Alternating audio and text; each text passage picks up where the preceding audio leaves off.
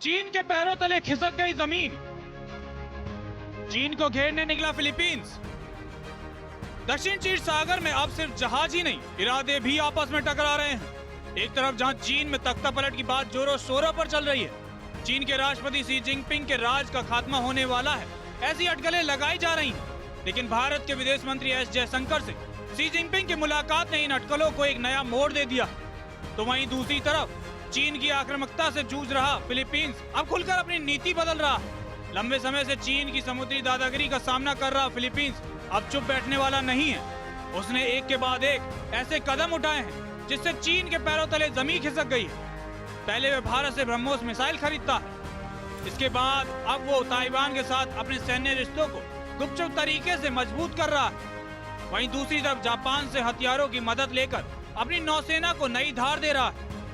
जिस फिलीपींस को कभी सिर्फ मछुआरों का देश कहा जाता था, वही आज ड्रैगन को उसकी सीमा याद दिला रहा है। ताइवान के साथ फिलीपींस की दोस्ती।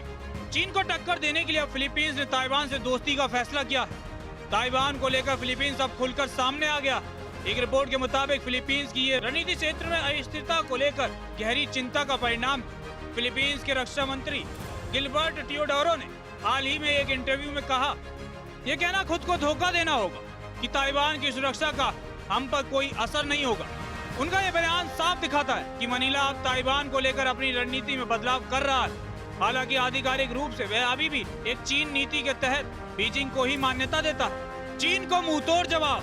ताइवान की एक मीडिया के अनुसार फिलीपींस की ओर से ताइवान के साथ रक्षा सहयोग सार्वजनिक रूप से जताए गए स्तर से कहीं आगे बढ़ चुके हैं। राष्ट्रपति फर्डिनेंड मार्कोस जूनियर की नई नीति के तहत ताइवान से सैन्य और अकादमिक संबंधों पर लगी पुरानी रोक को ढीला किया गया है। आपको बता दें कि इस साल की शुरुआत में फिलीपींस रक्षा संस्थानों से जुड़े शिक्षाविदों ने ताइवान के शीर्ष जनरलों के साथ रणनीतिक विचार विमर्श में भाग लिया। इसके अलावा फिलीपींस और ताइवान की कोस्ट गार्ड ने संयुक्त गश्त भी की। हाल ही में ताइवान ने अमेरिका, जापान और फिलीपींस के त्रिपक्षीय सैन्य अभ्यास में अपने पर्यवेक्षक भेजे। विशेषज्ञों का मानना है कि यह चीन की समुद्री आक्रामकता का जवाब था। वर्ल्ड वॉर के बाद पहली बार जापान 6 विध्वंसक जहाज देगा। जापान अपना अबुकुमा क्लास युद्धपोत फिलीपींस को देने की तैयारी में 20 mm की क्लोज इन हथियार प्रणाली के साथ साथ यह 76 mm की तोपों से लैस है। एंटी सबमरीन मिसाइल और सोनार इसमें लगे हैं।